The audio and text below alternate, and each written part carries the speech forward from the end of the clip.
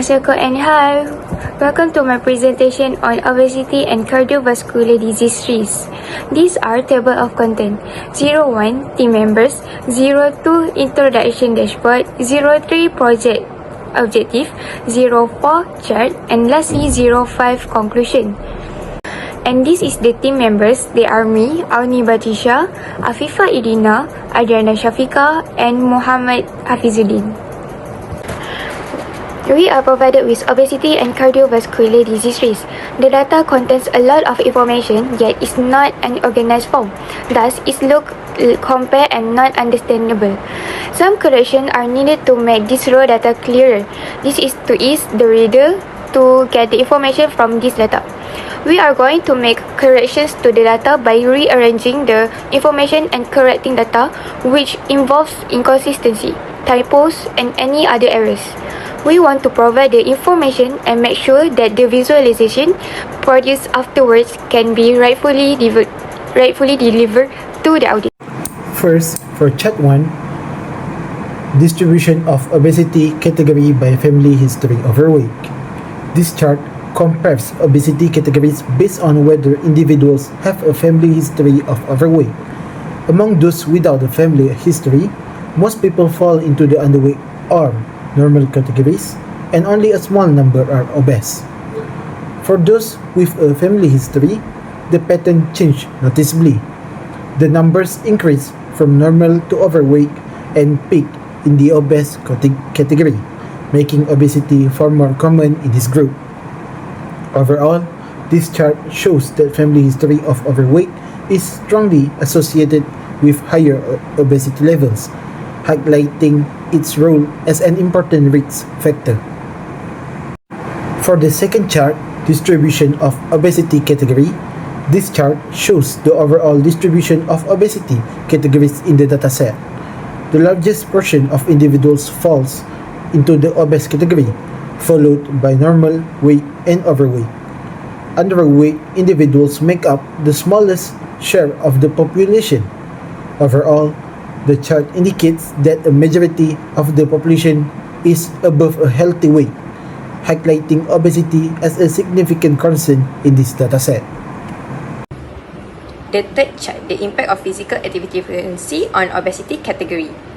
Obesity is a major public health issue as it increases the risk of chronic disease such as diabetes and heart disease. Physical activity plays an important role in maintaining a healthy body weight. This chart shows the relationship between physical activity frequency, which include never, sometime, often, and always, across different obesity categories such as underweight, normal, overweight, and obese. From the chart, we can observe a clear pattern where individuals who never exercise are most frequently found in the obese category. In contrast, individuals who exercise often or always are most commonly seen in the normal and underweight category. Overall, as physical activity frequency increases, the number of obese individuals decreases, indicating an inverse relationship between physical activity and obesity. Looking more closely at the data value in the obese category, individuals who never exercise record the highest frequency at approximately 360, while those who always exercise are significantly lower at around 130. In the normal category, individuals who sometimes exercise have a higher frequency of about 290, followed by those who often exercise at around 180. This value clearly support the observed trend. In conclusion, this chart highlights the importance of regular physical activity in reducing obesity risk. Individuals who engage in frequent physical activity are more likely to maintain a healthy body weight. Therefore, promoting active lifestyle can play a key role in improving public health outcomes. Moving on to the fourth chart, the impact of vegetable consumption on obesity category. Vegetables are an essential part of a healthy diet as they provide important nutrients and are generally low in calories. This chart compares different levels of vegetable consumption, which are low, medium, and high, across the obesity category, which are underweight, normal, obese, and overweight. From the chart, we can see that medium and high vegetable consumption are more common across all obesity categories compared to low consumption. Interestingly, the obese category record a high number of individuals with high vegetable intake, suggesting that vegetable consumption alone may not be sufficient to prevent obesity. This indicates that obesity is influenced by multiple lifestyle factors. For example, in the obese category, individuals with high vegetable consumption record the highest frequency at approximately 560, followed by medium consumption at around 430, while low consumption remain relatively low at about 45. In the normal category, medium vegetable consumption is the highest at approximately 490. This figure demonstrates that higher vegetable intake is present across all obesity levels. Overall, the chart shows that while vegetable consumption is important, it does not directly determine the obesity level on its own. Obesity is a complex issue influenced by factors such as total calorie intake, physical activity, and lifestyle habit. Therefore, a balanced diet combined with regular physical activity is essential for effective obesity management and long-term health. Food consumption between meals is most known as snacking. Refers to any eating occasion that occurs outside of the standard breakfast, lunch, and dinner. While snacking could help maintain energy levels throughout the day, it can also contribute to excessive calorie intake if the food consumed lack nutritional value. Therefore, we must monitor it to ensure these calories provide actual nutrients rather than just empty energy that leads to weight gain. This chart illustrated the relationship between food consumption between meals and obesity category, allowing a comparison of how snacking frequency across different obesity groups. Based on the chart, a clear pattern can be observed in the relationship between food consumption between meals and obesity categories. The number of individuals who report no food consumption between meals remain consistently low in all groups. Across all weight groups, sometimes is the most individual reported consuming food between meals, in making the most common snacking frequency regardless of obesity category. For the frequently category, represent a moderate proportion of individuals across all obesity groups. Lastly, always category shows a low frequency of individuals, although it is slightly higher than the no category across most obesity groups. Based on the chart provided, the relationship between food consumption between meals and obesity categories reveals category 4 no consumption the lowest engagement across all groups, with overweight individuals having a slightly higher frequency than the other three categories. For category sometimes, this is the most dominant category for all weight group because the obese group has the highest frequency at over 1,000 individuals, followed by normal obesity at 100, overweight obesity 700, and underweight under 200 frequency of individuals. In the frequently categories, underweight individuals represent the highest frequency in these categories, which is around 100 individuals, while the number of for normal, overweight, and obese group drop significantly. At always category, this contains the fewest individuals overall, with the normal weight group showing a slightly higher frequency than the others category. Overall, the chart shows contrasting relationship between food consumption between meals and obesity categories. Sometimes are the higher record for frequency of individuals who take the food consumption between meals.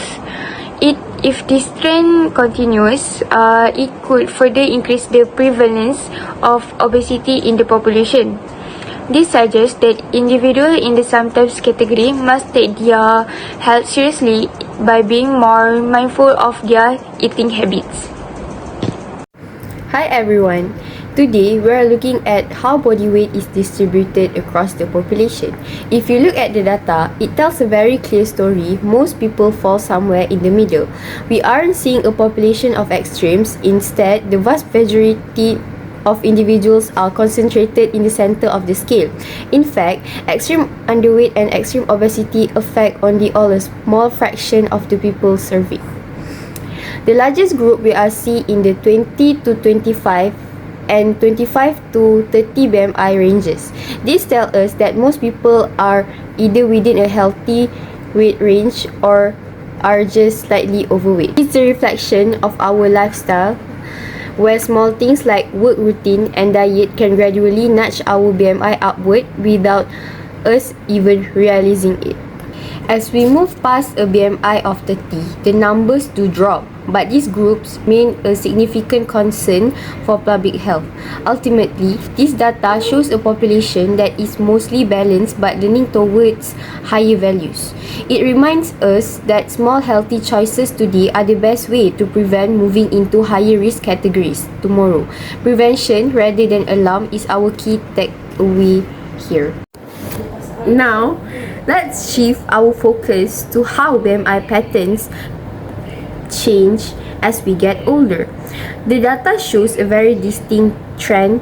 BMI-related count are highest in our younger ages and gradually decline as the population ages.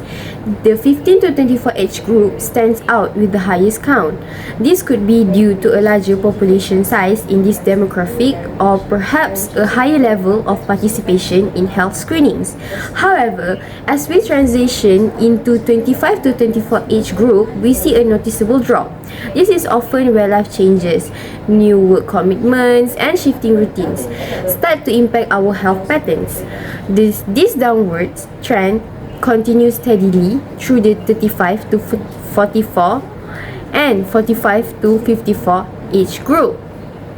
During these middle years, increased responsibilities and reduced physical activity often lead to a shift in how health is tracked and maintained.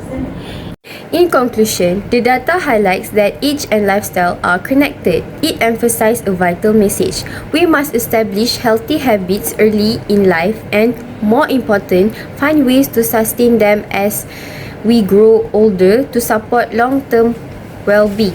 Thank you.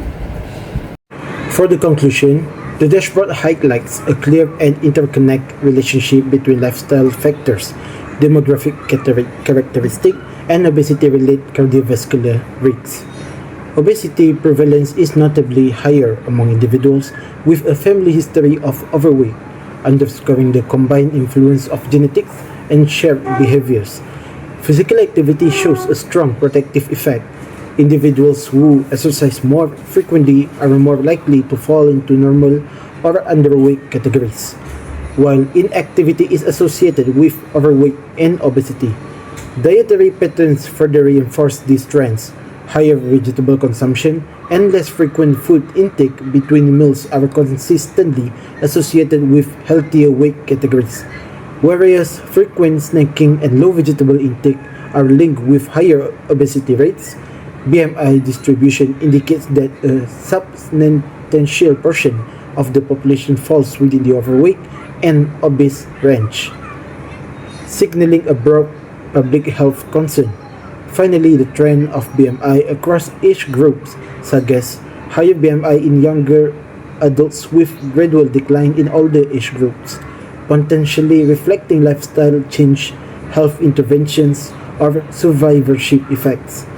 Overall, the analysis emphasized that obesity and related cardiovascular risk factors are multifactorial, driven by factors such as family history, physical activity, diet, and age, highlighting the importance of integrated prevention strategies focused on active lifestyle and healthier eating habits.